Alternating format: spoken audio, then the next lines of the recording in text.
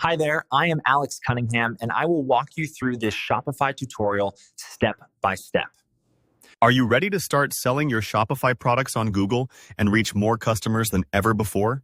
In this tutorial, I'll walk you through exactly how to add your Shopify products to Google Merchant Center, step by step, so you can unlock new sales channels and put your store in front of shoppers right where they search. By the end, you'll have everything connected and ready to go, with the confidence to know your products are ready for the spotlight. All right, let's get started.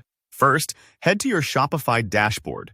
In the search bar at the top, simply type Google and YouTube. You're looking for the official Shopify app that helps sync your store with Google Merchant Center. When it pops up, click it and then press Install. This part is all about adding a trusted bridge between Shopify and Google, a little like setting up a dedicated highway for your products to travel straight to Google's marketplace. Once it's installed, you'll be prompted to connect your Google account. Click that option and sign into the Google account you want to use for your Merchant Center.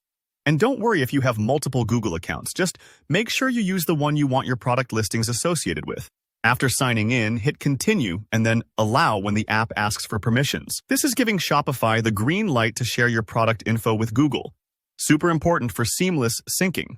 Next, keep an eye out for the prompt that says Connect a Google Merchant Center account. Select it and follow the steps to make the link official. At this point, you are tying the two platforms together so they work as one. Think of it like connecting the dots. Your products at point A, Google shoppers at point B, and the line between now open. Now, let's dive into your product feed settings. In the Product Sync section, click Manage, and then select Automatic Sync. This is a huge time saver because now, whenever you add or update products in Shopify, Google will catch those updates automatically. You don't have to upload spreadsheets or fiddle with manual changes every time. Just set it and forget it. Once you've picked Automatic Sync, hit Save and relax knowing you've taken a maintenance headache off your plate. Moving on, you'll need to select your country and language in the next section. Go ahead and choose the country where you're selling and pick the language your listings should be. Then save these changes. This matters more than you might think.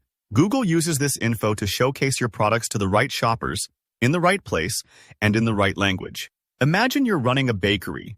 You'd want your croissants appearing to hungry local customers, not pastry fans thousands of miles away. In shipping settings, select Automatic Import. This tells Google to use the shipping rates and rules from your Shopify store, keeping them consistent and accurate. No need to redo your shipping setups.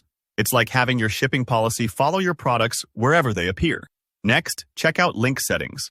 Click here and select Include Links, then save. What this does is add a direct buy link to each product listing that sends shoppers straight to your Shopify store's checkout. It's a simple change that can really increase the chance of turning curious browsers into real buyers. Now, click Complete Setup. You're nearly there. At this point, you've done all the hard work connecting Shopify and Google Merchant Center. All you need to do now is give the system a little bit of time, usually about an hour, to connect and sync your products fully. Don't worry if things don't show up instantly. The magic happens in the background, and that's it. You're now set up, and your products will start appearing on Google where millions of shoppers can find them. Thanks for watching, and I hope this walkthrough made the process clear and stress-free. If you found this tutorial helpful, give it a thumbs up, and if you have any questions or run into any bumps along the way, drop a comment below. I'll be happy to help. Don't forget to hit subscribe for more e-commerce tips and step-by-step guides to boost your online business. See you in the next video.